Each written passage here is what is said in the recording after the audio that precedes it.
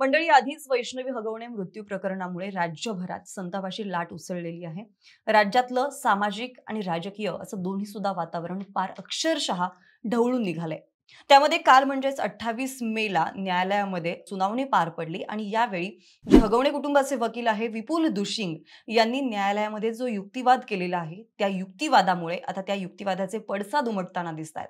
त्या युक्तिवादामध्ये पुन्हा एकदा राज्यभरात संतापाची लाट उसळलेली आहे. एकीकडे सामाजिक कार्यकर्ते अंजली दमानिया यांनी हगवणेंचे वकील जे आहेत विपुल दुशिंग यांची वकिलीची सनद रद्द करण्याची मागणी पुणे बार कौन्सिलकडे करणार असल्याचं म्हटलेलं आहे. आणि हे सगळं सांगत असताना अंजली दमानिया यांनी विपुल दुशिंग यांची अख्खी हिस्ट्रीच बाहेर काढलेली आहे.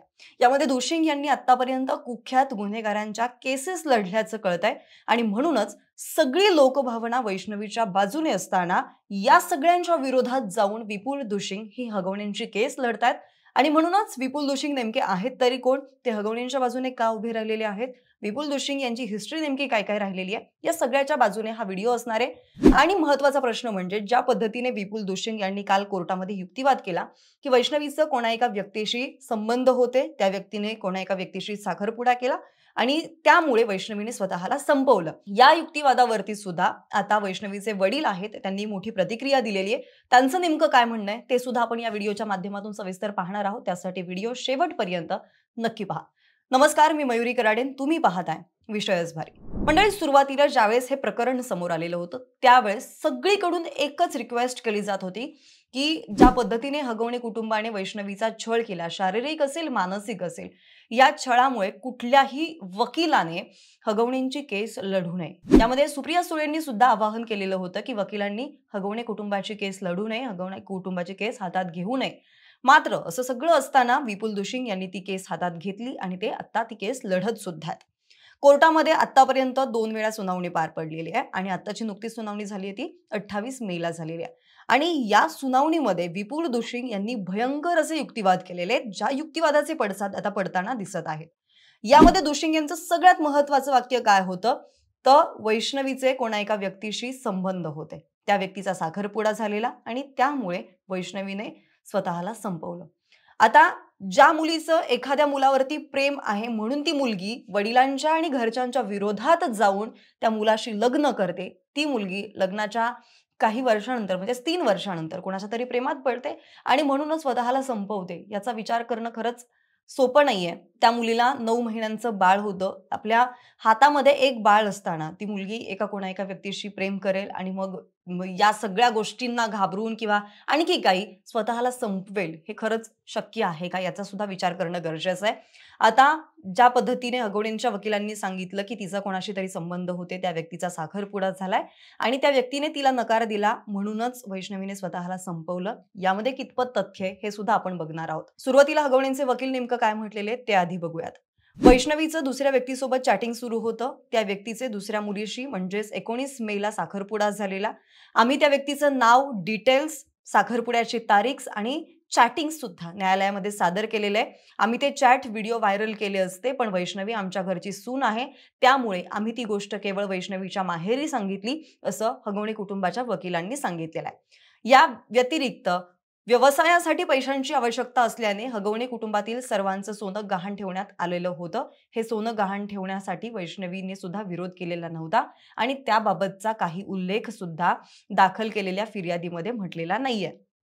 थोडक्यात सांगायचं झालं तर हगवणे कुटुंबाचे वकील विपुल दुशिंग असं म्हणतात की जो 51 तोळे सोन्याचा प्रश्न आहे की वैष्णवीला 51 तोळे सोनं दिलं होतं, ते सोनं हगवणे कुटुंबाने गहाण ठेवलं. या मुद्द्याला ते काय म्हणतात की हगवणे कुटुंबाचे 5-5 व्यवसाय आहेत आणि या व्यवसायासाठी काही पैशांची गरज लागलेली होती. आता घरामध्ये ज्यावेळेस पैशांची गरज लागते त्यावेळेस आपण घरातलं सोनं गहाण ठेवतो, अगदी त्याच पद्धतीने वैष्णवीचं सुद्धा सोनं गहाण ठेवलेलं होतं, ज्याला वैष्णवीने कधीही विरोध केलेला नव्हता, असं आता हगवणेंचे वकील म्हणतात. दुसरी गोष्ट म्हणजे वैष्णवीचा मृत्यू का झाला, तर तिचा कुठला तरी एका व्यक्तीशी संबंध होते, त्या व्यक्तीने 19 तारखेला साखरपुडा केला, तिने हिला नाही म्हटलं असावं म्हणून तिने तिचा मृत्यू झाला किंवा तिने स्वतःला संपवलं, अशा प्रकारचं वक्तव्य आता ते कोर्टामध्ये करत होते. यामध्ये कोर्टात त्यांनी चॅटिंग्स वगैरे सुद्धा दिल्याचं म्हटलं जात आहे. आता यामध्ये कितपत तथ्य हे आपल्याला लवकरच कळेल.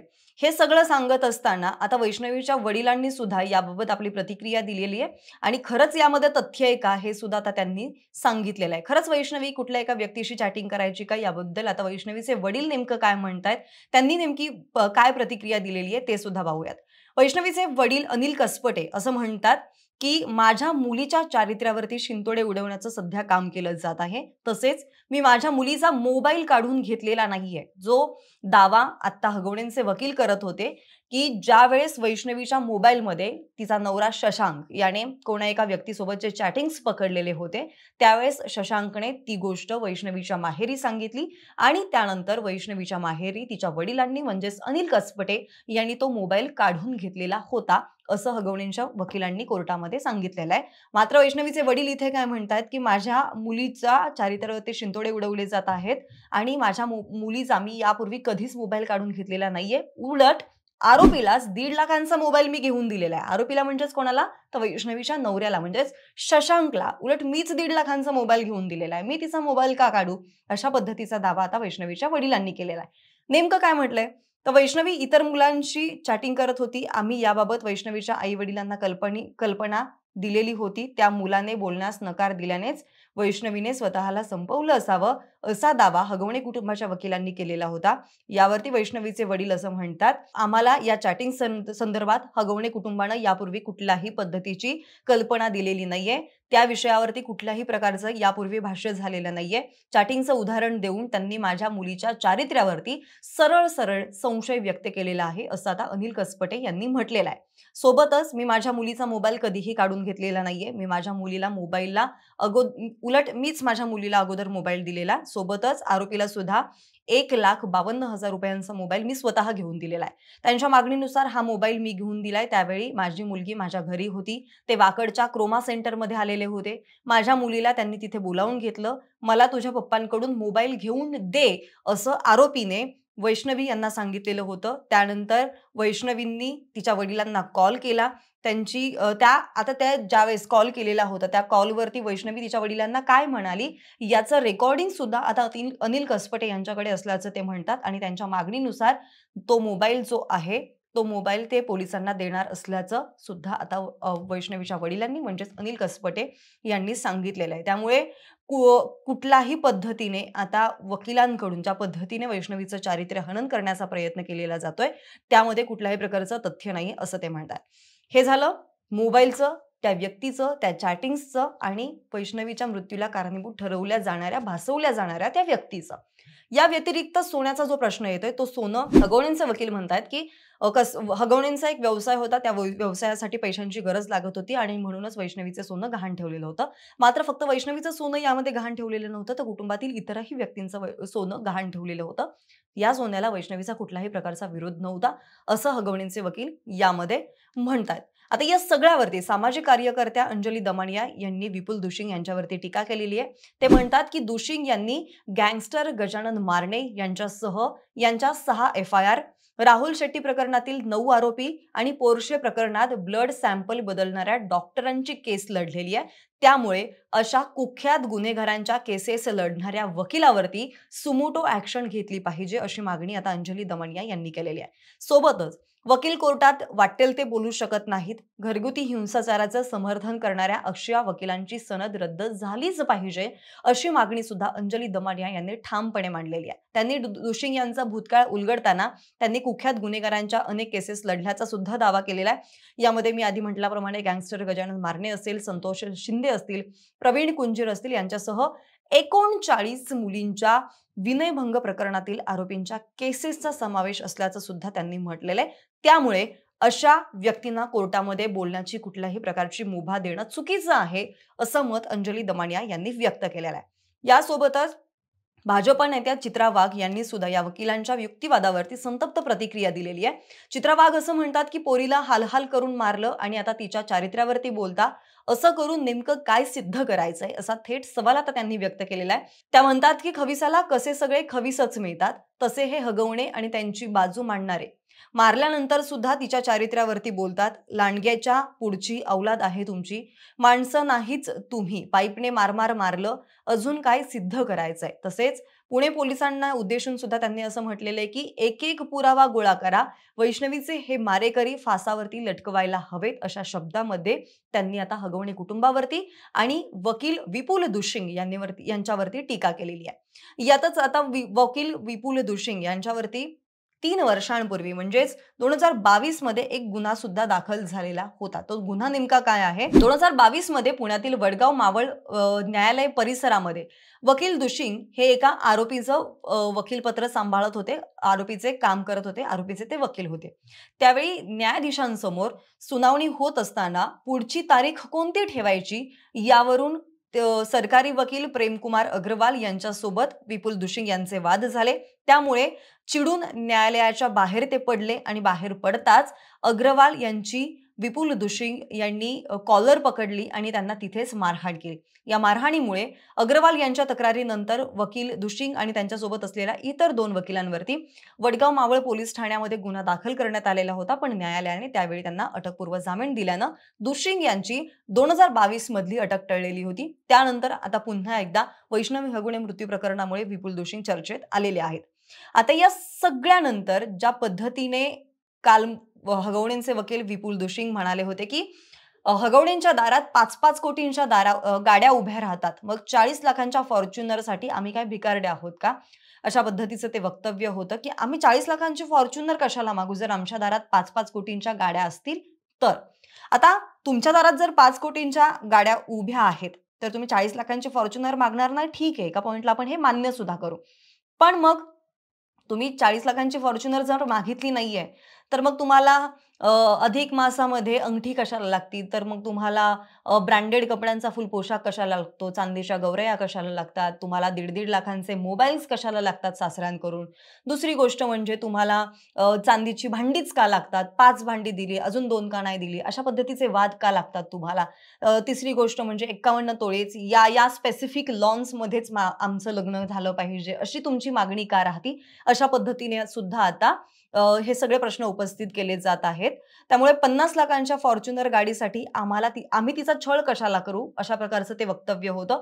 हगवणेंकडे 5 कोटींची गाडी आहे, आम्ही फॉर्च्युनर का मागू, असं म्हणणारे आता हगवणेंची पोलखोल करणारा एक व्हिडिओ सुद्धा सध्या व्हायरल होतोय. आणि त्या व्हिडिओमध्ये अधिक मासाला जावई शशांक आणि हगवणे कुटुंबाला ज्या पद्धतीने कसपटे कुटुंबांनी त्यांचं आदरातिथ्य केलेलं होतं ते सुद्धा त्या व्हिडिओमध्ये पाहायला मिळते. यामध्ये शशांक हा कसपटे कुटुंबांचा जावई आहे, त्यामुळे कसपटेंनी शशांक याचा हट्ट पुरवणं एका पॉइंटला आपण मान्य सुद्धा करू, पण सुशील याचा हट्ट पुरवण्याचं कारण काय हेही समजले नाही. मात्र शशांक सोबत सुशीलने सुद्धा त्याचा हट्ट त्यावेळी पुरवून घेतलेला होता. यामध्ये अधिक मासामध्ये शशांकला आणि सुशीलला कसपटे कुटुंबाने नेमकं काय काय दिलं, तर चांदीचं ताट दिलं, शशांकला अंगठी दिली, शशांक आणि सुशीलला चांदीचं निरंजन दिलं, सुशीलला चांदीचं देवाचं ताट दिलं, त्यानंतर ब्रँडेड कपड्यांचा फुल पोशाख सुद्धा केलेला होता. यामध्ये नंदेचा सुद्धा सहभाग आहे, नणंद करिश्मा हिला सुद्धा पोशाख केलेला आहे.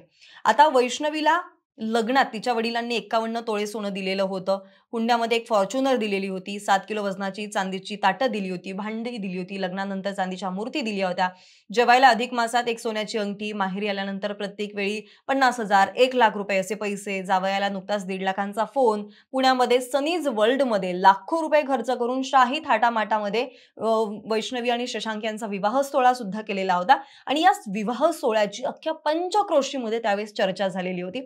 एवढंच काय, तर यांच्या लग्नाच्या एका मांडव ढाळीच्या कार्यक्रमामध्ये गौतमी पाटीलला चक्क बैलासमोर सुद्धा नाचवण्यात आलेलं होतं. त्यावरून सुद्धा आता या हगवणे कुटुंबाचा पैशांचा माज दिसून आलेला होता. अशा प्रकारच्या प्रतिक्रिया समाज माध्यमांवरती व्यक्त होताना आपल्याला दिसत आहेत. नेमका वैष्णवीच्या लग्नात किती खर्च झालेला होता याची सुद्धा आता आकडेवारी आपल्या समोर आलेली आहे. वैष्णवीच्या लग्नासाठी तब्बल 10 लाख रुपये केवळ त्या एका लॉन्सचं, एका कार्यालयाचं भाडं होतं आणि ते भाडं सुद्धा याच हगवणे कुटुंबाने द्यायला लावलेलं होतं, असं कसपटे कुटुंबाचं म्हणणं आहे, की हगवणे कुटुंबाची अशी अटच होती, की आम्हाला याच लॉन्समध्ये आमच्या मुलाचं लग्न लावून द्यायचं आहे आणि ती अट कसपटे कुटुंबाने त्यावेळी पूर्ण केलेली होती. त्यामुळे केवळ एका लॉन्सच्या भाड्यासाठी कसपटे कुटुंबाने 10 लाख रुपये खर्च केलेले होते. त्यानंतर लग्नाच्या स्टेजच्या सजावटीवरती नाही म्हटलं तरी 22 लाख रुपये खर्च करायला लावलेले होते, असंही कसपटे कुटुंबाचं म्हणणं आहे. आता आपण सोशल मीडियावरती अनेक वैष्णवी आणि शशांक यांच्या लग्नाचे व्हिडिओज बघतोय. त्या व्हिडिओजमध्ये ज्या पद्धतीचा शाही थाट आपल्याला पाहायला मिळतोय, या शाही थाटामध्ये शाही थाटासाठी नेमका किती खर्च झालेला आहे, याची ही आकडेवारी आहे. सुरुवातीला सांगितलं मी केवळ लॉन्सच्या भाड्यासाठी 10 लाख रुपये. त्यानंतर जे डेकोरेशन केलेलं होतं, जी सजावट केलेली होती, त्यासाठी 22 लाख रुपये खर्च करायला लावले. 5,000 जणांना लग्नासाठी आमंत्रण द्यायला लावलेलं. हलकं-फुलकं लग्न नाही ना, 5,000 लोकं बोलावली पाहिजेत. त्यामुळे 5,000 लोकांना आमंत्रण द्यायला लावलं. एका व्यक्तीच्या जेवणासाठी ₹1,000. एका ताटाचे ₹1,000. याप्रमाणे 50 लाख रुपये केवळ जेवणावरती खर्च करण्यात आलेला होता. त्यानंतर पाहुण्यांचा सत्कार, त्यांचं स्वागत, त्यांच्या कपड्यांवरती खर्च करायला लावला. लग्नाचे कंत्राट इव्हेंट मॅनेजमेंट कंपनीला द्यायला लावलेलं होतं. त्याच्यावरती लाखो रुपये वैष्णवीच्या वडिलांनी खर्च केलेले होते आणि अशा प्रकारे वैष्णवीच्या लग्नात फक्त एका दिवसासाठी 1.5 कोटी रुपये खर्च करण्यात आल्याची ही आकडेवारी आपल्या समोर येते. वैष्णवीच्या लग्नात कसपटे कुटुंबाने 1.5 कोटी रुपये खर्च करून सुद्धा लग्नानंतर तिला हुंड्यासाठी तिचा छळ होत होता आणि यातूनच वैष्णवीने स्वतःचा जीव दिलेला आहे. आता या सगळ्यानंतर हगवणेंचे जे वकील आहेत विपुल दुशिंग यांच्या त्या युक्तिवादामध्ये कितपत तथ्य आहे? एका वकिलानं अशा पद्धतीचे वक्तव्य करणं शोभनीय आहे का? तुम्हाला नेमकं काय वाटतंय? तुमच्या प्रतिक्रिया व्हिडिओच्या खाली आम्हाला जरूर कळवा आणि माहिती आवडली असेल तर व्हिडिओला लाईक करा, शेअर करा. सोबतच आपल्या विशेष भारीच्या YouTube चॅनलला सबस्क्राईब करायला सुद्धा विसरू नका. धन्यवाद.